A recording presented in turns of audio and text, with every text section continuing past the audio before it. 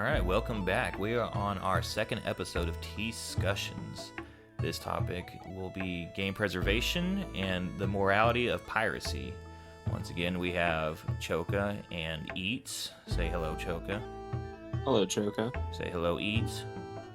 What's up? All right, then. So during our first episode of T-scussions, when we were planning for it, the topic of emulation was brought up, and we were talking about game developers who don't really care about their product that much, which actually brought me onto this topic, game preservation and the importance of it.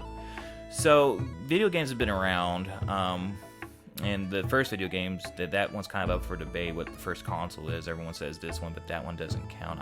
We're not getting into that specifically, but the importance of keeping a game as it was played. And if anybody knows about the old games, like the CRTVs and everything, games were specifically made on CRTVs, and they play differently to our modern TVs. And you actually got a different visual experience when you play it on one of the old TVs versus now, and certain things like that. New players, if you were to play these old games on a newer TV, you wouldn't get that same exact experience. Gameplay-wise, you probably could, but you wouldn't get the same visual experience. And there's a bunch of different things that go into game preservation. For example, you have video games that update. Right now in the modern times, they update and they take away certain things and add certain things over time. But you're not getting the experience as it was for other people. So it gets kind of tricky when you talk about modern games and game preservation. But then you have older games who have pretty much been abandoned by their creators, developers, and the publishers who actually own the rights to them, and it's almost impossible to play these games now. One game I want to talk about is Tactics Ogre Reborn. This game has been remade, I believe this is the 4th time. It came out originally on the Super Nintendo. It got ported over to the PlayStation 1, and then once again to the PlayStation Portable. The whole series has remained dormant for years, and they just brought it back this year. So people who would want to play that series can play that game. However, there's more games in that series as well, like Tactics Ogre Knight of Logos, and then you have the Ogre Battle series, such as Ogre Battle 64, and I believe March of the Black Queen. So, you just have games like that the developers will bring up eventually, but there's others that are just lost to time that aren't getting remade, that will probably never get remade, and without people who can preserve them properly, they're just gone forever. So, Eats, we're going to start with you this time. What is one video game series that you believe is going to be lost to time because no one's really preserving it, the developers or the publishers? So this is less of like a series as a whole, but I feel like the early Pokemon games, like they do the recreations, like you got Fire Red, Leaf Green, you got Gold, Silver, but stuff like the original Red, Blue, and Gold and stuff, you can't play those games anymore unless you have an original Fire Red by downloading a ROM. And I feel like that's kind of a slack by Nintendo, because those are a lot of nostalgic. There's a lot of nostalgic value to those older games, those older Pokemon games. You brought up something interesting, because you're talking about remakes and things like that. So I was reading an article, and one of the arguments that the video game companies have against preservation is that, well, we don't want people to take these games and put them online for other people to play for free, because even if we're not doing something with it now, we could do something with it later. And you see what Nintendo did with Pokemon Let's Go Pikachu and Eevee, which are kind of like remakes of the first 2 Pokemon games. However, it's not the same experience as Pokemon Red and Blue. And I know they brought the games back on the eShop on the DS, I think 3DS as well. However, those shops are getting closed currently. If they're not already closed, I haven't been paying attention to it right now. But if it's not closed now, it's closing soon. And the problem is all that stuff will be gone. And as far as we know, they're not putting it on the Switch. As far as we know, they don't have a Game Boy emulator in the works like they do the Super Nintendo, regular Nintendo, Nintendo 64. So some of those games might actually be lost for good. And, the Pokemon's a good... It's an active franchise, but the game has so many entries in it. What if you want to play one specific game as it was intended to be played back in the day? How are you going to do that? And then you have, like, the community who will come back and, take these things and put the ROMs up and all the code up online so you can recreate it. but but emulation isn't really perfect because there's some issues where they still can't really fix, so it can't be a one-for-one. Look at the Nintendo 64, for example. That thing's notoriously hard to emulate for, just because how it was designed. You really need the exact components needed to recreate the Nintendo 64. Emulating it's kind of difficult, but then you have newer systems that can be more easily emulated. But all right, Chuck, I'm gonna pose the same question to you. What's one video game? Let's say a video game or a video game franchise in general that's going to remain dormant, you believe, and probably not come back, but might get lost to time because of that. Well, I was gonna rely heavily on Pokemon, but it Eats kind of robbed that from me. Yeah, eat shit. I'm really worried that like Halo is gonna get lost, like in like 15 years after the 6th game, after it's been a while, and they just stop adding to that franchise. I think that one's gonna get lost, and I'm kind of pissed about it.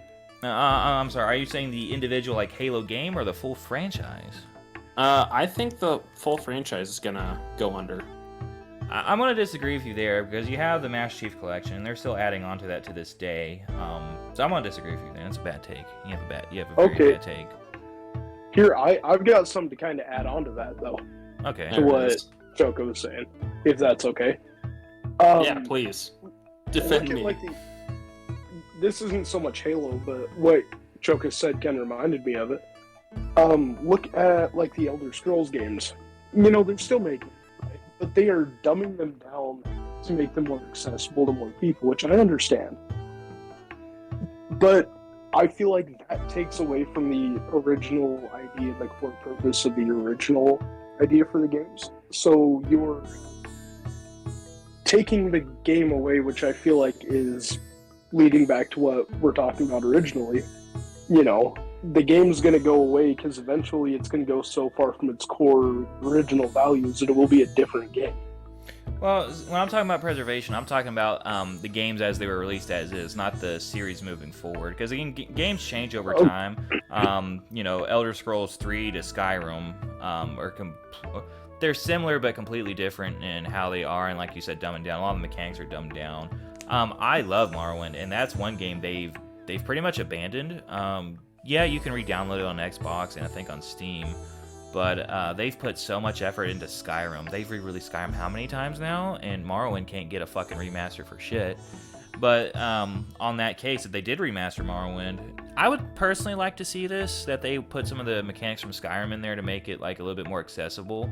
But for people who really want to play the Morrowind experience as it was intended, that would be lost to them. So it's like, what do? Do you remaster it completely? I mean, because the ideal thing to do would be to have two versions of the same game when they remaster it. Keep it as it was, as it's intended, and then a new version which makes everything easier. But I think that'd be a lot of work on the developers to have it that way. And since we're talking about Halo, we can talk about the Anniversary Collection. With the press of a button, you can go back to how the game looked and the specific music in that game. So if you didn't like the remade textures or the remade music, you could just go back to that. I thought that was a really cool thing. But when you talk about pure remakes where they're actually changing the mechanics of the game itself, that's an issue. Which brings me, I wasn't even thinking about this, but Warcraft 3, mind you. So they did that Warcraft 3 Reforged, and it completely changed how Warcraft 3 went. Not only did they do that, anyone who owned the original Warcraft 3 that was connected to the internet automatically had their stuff updated to the Reforged version, whether they wanted to or not. And people are pretty pissed about that for game preservation purposes. Because, like, what if you did want to play with this original version of these graphics? They didn't even let you, like, turn back. So, they don't really care. The game developers do not care about preservation. In the article I was reading, they're talking about the Library of Congress, which, you know, documents everything for archiving purposes. So, you know, things like books, movies, and things like that don't get lost. For video games, what they do is they just record the video game itself and they post it. But we all know there's a problem with that, because we could play the same game differently. Maybe Choka goes left, I go right on the same exact corridor in a video game. Choka finds a glitch, I don't find a glitch. So if you take my recording, you'll never see the possible glitches and everything about the game. So I think what you need to do is have the game, like its actual code put on there. And then not only just the code, have a way to play it on the original hardware. So you can actually recreate everything as it was, not just an emulation not just a remaster. Just have everything, because I don't think game recordings themselves actually do justice when it comes to preservation. I mean, hell, to this day, you got games that are 10, 20 years old where they're just now finding Easter eggs, like years later. Again, going back to Halo, if I remember correctly, there's like a dude who's had like a Christmas Easter egg that was like a tribute to his wife or something like that, and you can only see this Easter egg on Christmas or something like that, but you also had to press certain buttons. If you're just doing a random recording of like a playthrough, you're not gonna see that. Like, it's just little bits and things here and there that like will get lost if you're not having the actual game code kept as it is, as it came out. Then you would also need to have different versions, because even back in the day they released different versions of the same game, you know, bug fixes and everything, since they didn't have DLC and they couldn't just update the game that way, so they came out with different versions on discs. So you'd also have to get different versions as well to preserve them. It'd be a lot of work, but it's not that it's just a lot of work either. It's that the game developers and publishers themselves actively fight against people who try to preserve the games. They say it's copyright, we have the right to preserve and, you know, remake it in the future, so we could lose money if you remake it and put it online. And I think that's wrong, which leads us into the idea of the morality of piracy. Because pirates, or whatever you want to call them, video game archivists, they will take the game's code as is, they will throw it up online for anyone to look through. We had the Nintendo Giga Leak a couple years ago, and they took this massive amount of files from Nintendo's servers and just dumped them online. And people have been going through for years and just going through these documents, and they're finding like beta objects from video games from games like Ocarina of Time, Mario 64, things you didn't even know they were working on, and you can actually see these things and people are recreating them. And that stuff would have been lost to time most likely, because Nintendo was just hoarding onto it. I don't think they were ever going to post it. I mean, what's the harm of posting it? So let's talk about the morality of pirating. And Chuck, we're going to start with you on this. Is piracy moral, and if it is or isn't, why? And when it comes specifically to video games, not about movies or books or anything like that. I mean, from strictly a morality standpoint, I'm going to say no, but I do agree with it. Because there's plenty of games that I would like to play that I can't now. And they're more or less, because like the second-gen Pokemon remakes that they made on the 3DS, I think, I don't like those. They're not, they just don't do the same for me. So are you talking about Heart Gold and Soul Silver? Yes. I'm gonna flex here. I own both of those, and it was on the DS, and those things are worth a decent amount of money. Nice. I like those remakes though. But it's not. But the I same prefer as the originals, OG. and I'm glad that I can pirate the originals and play them still. So I agree with it. It's not necessarily moral because you're technically stealing and redistributing, but I agree with it. I don't have a problem with it personally. Okay, here's something to think of. Like, I paid for Pokemon Gold, right? I bought the game brand new from Walmart or GameStop or fucking straight from Nintendo, whatever. And now, 25 years later, that game doesn't work anymore. Say I still have that original copy that I paid for, Nintendo got their money for, but it doesn't work anymore because it's old. But I already paid for it. So does that take away from the morality of me pirating the game? And I would say still yes, but less than if you were if you copied the game and then pirated it and then tried to resell it for personal profit. That would be worse. But I mean, it's not an issue. I don't think. Well, see, if you're putting it out with the mindset that you're trying to share this instead of you're trying to gain off of it.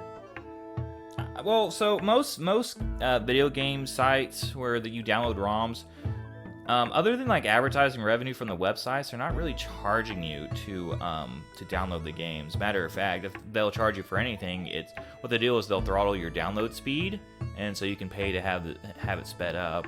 So they'll monetize it in different ways, but not for paying for the actual ROM. But to Eat's point, I mean, morally, I don't see I hate stealing. Don't get me wrong. I hate the idea of stealing. I don't care if it's a fucking something like Walmart and you're going in there to steal something stupid. You know, you're stealing from somebody else. Now, granted, if you're stealing from Walmart, it's, you know, less terrible than stealing from like a person, you know, like a regular citizen who probably needs that item more than Walmart would. But the idea that you buy a game, like he's talking about the old Pokemon, they don't sell that anymore. They're closing down the eShop, so you can't re-buy it even if you wanted to. So honestly, what is the harm of re-downloading it from a ROM site? I get the idea is it's still stealing, but morally I can't find anything wrong with it. Now maybe if it's a person who never bought the game, who never gave Nintendo the money, and they're downloading it anyways. But here's the thing, there's no way to give Nintendo the money for it, because even if you bought the game off eBay, like a legit copy off eBay or something, Nintendo's not getting that fucking money. Nintendo, they've already gotten all the money they're gonna get from it. Yeah, they're not getting any money from that. They got the eShop, but they're closing that down. So, I mean, if you were to download it, and we're talking about like 30 and 40-year-old games, games that Nintendo's not going to republish in their exact form. They might remake them at best, but you're still not getting the same exact experience. And I get the idea as well. If you're playing the original, you know, it's close enough to what the remake's going to be, so you wouldn't spend money on the remake. I can get the logic behind that, but there's still people who will play the original and buy the remake, especially if the remake is completely or almost completely different than the original. But for Eats' example, where you've already given Nintendo the money, I don't see anything wrong with it. And the problem is how do you verify who owned it or who didn't? And this is why I kind of like the idea of game libraries now. And I know everyone's getting mad because, you know, people want to own their physical discs. I get that. And companies don't want you to own physical discs. But here's the thing. So we can buy something on the Xbox 360, right? Download it on our console. Xbox One has their backwards compatibility. You can now play it on that console, and then it goes into the Xbox Series X, and you can play backwards. So I think if game companies cared about preservation, and if they actually cared about their products, and they are sitting there talking about, oh, we don't want you taking money out of our pockets. Allow people the option to keep playing these games. I mean, the real answer is to make everything backwards compatible basically forever. And I know it's going to be harder to do. Well, actually, I take that back. It's going to be easier to do as time goes on. Because if you think about backwards compatibility from like a Nintendo 64 to a GameCube, the GameCube didn't have a slot to put in Nintendo 64 in. But now that everything's digital, you could just create your own emulator within the console as you're creating the next generation of console, have the last generations in mind. I mean, developers kind of do this already when it comes to PC gaming. They have to go for the lowest common denominator, so they have to build their game around some of the shittiest PC builds up to the max. So I don't think it'd be that terrible for console developers to make their consoles with backwards compatibility in mind, because everything's on the fucking internet anyway. So at the end of the day, when it comes to licensing, you technically don't own any of that shit. So it gets a little bit more fuzzy when it comes to morality. But I don't think there's anything wrong with Eats' example. And all right, and let's look at it this way too. Let's say that you never played the original Pokemon's Red and Blue and you wanted to download it. Again, you're not taking money away from Nintendo. And I get that you could have a slippery slope argument like, well, then why don't we just put every game on there? But come on now, the game's 30, 40 years old, and this hasn't something to do with copyright, because copyright was only supposed to last for so long, and then Disney, going off a little bit, but Disney went to Congress and they lobbied to have the copyright extended to like over 100 fucking years. So games that could have been in the public domain now are now just being kept on their developers, and they're never going to get re-released. And there's some games I know will never get re-released, and there's some people on my YouTube channel that will talk to me about these certain games. It's the Yu-Gi-Oh! Spin-off games like Duelist of the Roses, Falsebound Kingdom, things like that. Because Yu-Gi-Oh! Has had so many fucking cards put into the game now. If you were to do another spin-off like that, you'd take all the cards. But why would they go back and take something from the first generation? Like, who's really going to play that? Even if you remade the game, who's really going to play it? It's only for a niche audience. So, I mean, what's the issue of taking that game as well? Choka, you and I specifically emailed Konami, or I emailed Konami. You tweeted at them asking, begging really, if they would make Castlevania HD backwards compatible. Because if they didn't do that, that game could have been fucking lost to time. But now more people got to play it, and I don't know how difficult it is to get games to do that. I mean, honestly, I'm not a game developer, but it sounds like the flip of a switch. Like, oh, well, let's just license it further. I know other games have issues when it comes to licensed music, because then they have to relicense the shit, and that might be expensive. I get that, but just take the fucking music out. And, well, if you take the music out, you're not preserving the game as is. But it's really a complicated issue. But overall, I don't think there's anything really that wrong with pirating a 40 or 30-year-old game. Hell, I'm playing Star Fox Adventure right now. I have the game. I have it on my GameCube. I was looking at the date. That shit's copyright for 2002. That game's 20 years fucking old. Who's really clamoring to buy that game again? Nobody. Even if they fucking remade it, it's a weird game. And then going away from like the popular games, so we've talked about Pokemon, we've talked about Halo, things like that. But what about games that company might not exist anymore? Oh, I have a good example.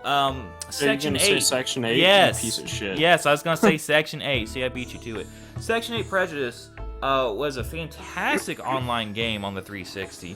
The company went bankrupt, and as far as I'm aware, they were helping work on Aliens Colonial Marines with Gearbox, I believe, which, if everyone knows what happened with Aliens Colonial Marines, that game fucking tanked.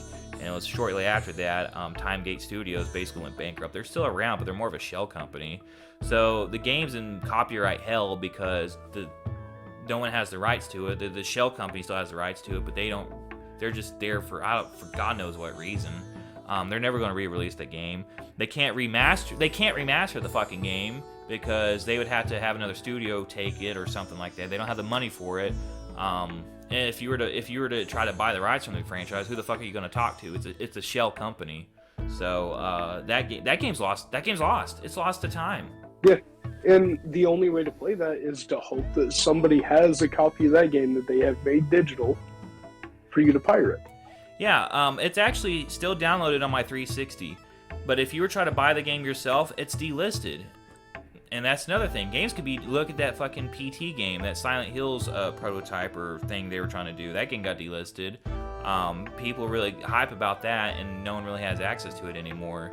And even if the game never comes out, when you talk about video game and history or like that, that'd be an important, in the future, that's going to be an important outline in the Silent Hills time frame or timeline. Even if the series dies, you can say this is what they were trying to do before the series died. So it's important for history for people to talk about.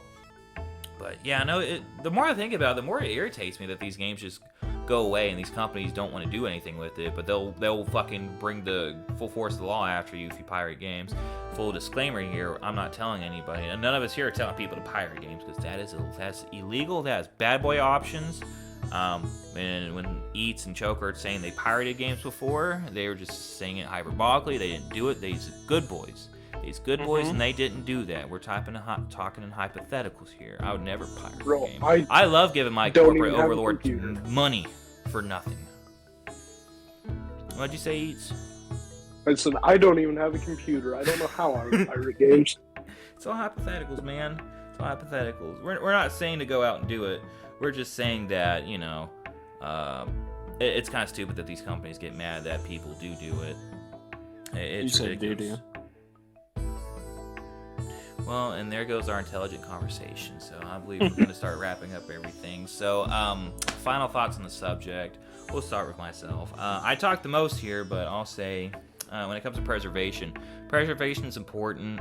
I think game developers should think about that more when they are trying to stop everyone from copy or infringing on their copyright when it comes to preservation, because we need the original hardware as it was. We need the code.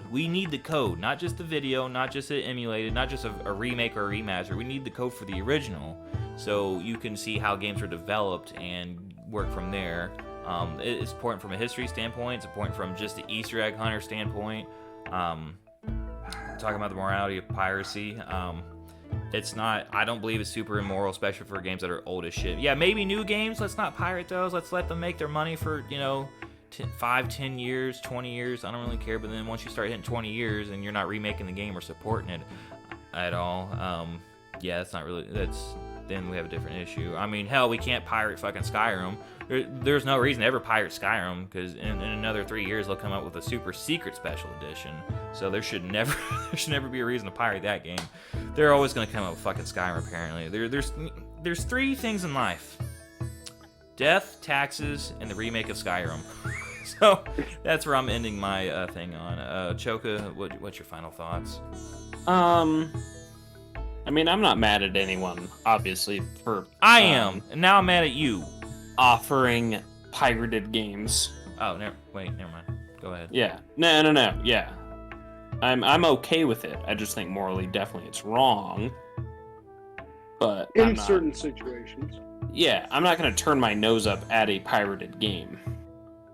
Right. Like if it's something, then I want it, and I'm gonna have it. Goddamn game. Give me more prompts, Jesus Christ.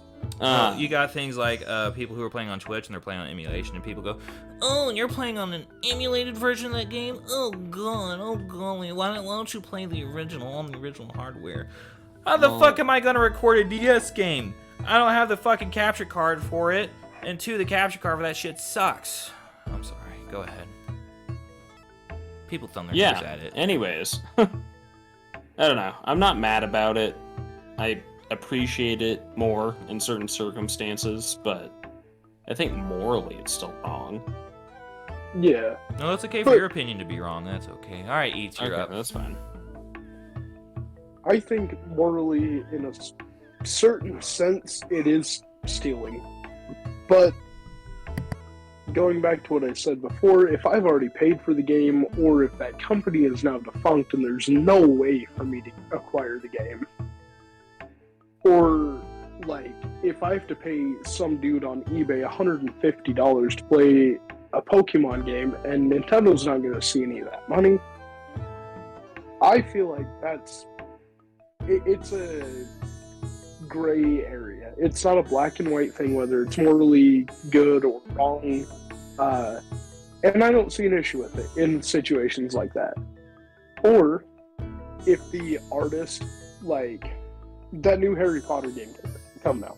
I've never played a Harry Potter game, but I know J.K. Rowling is kind of a shitty person. So if somebody wants to play that game without paying J.K. Rowling any money for it, what's the problem?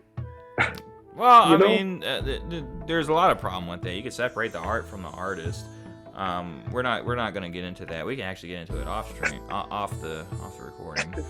But sorry. No, I'm saying like for new games, let people earn their money, even if it's a terrible game. I mean, yeah. I'm not saying pirate EA games either. You got games like Anthem, you got games like Madden. Terrible fucking games, terrible publishers. They're just ripping off their consumer. And guess what? I still don't think you should pirate those games. If people are dumb enough to give them if the option to give them money and receive product is there, do thing. But if the option to give them money and receive product is not there, I don't really care if you're taking the product. Especially if here's the thing. Video games are not a limited quantity. Like you for example, you look at a store, you could take all the food out of a grocery store and that store would be empty. But you could download a fucking game. It's physically not taking something away from anybody else. It's not like you're hoarding all the game and there's no more game for anybody else, unless you're a scalper and you're doing physical and limited editions, in which case you're kind of a piece of shit. But when it comes to digital games and keeping the code online, you could do it that way. Yeah. But all right, so everyone got their final thoughts in. So yeah, that is the second episode of T-scussions. Thank you for watching.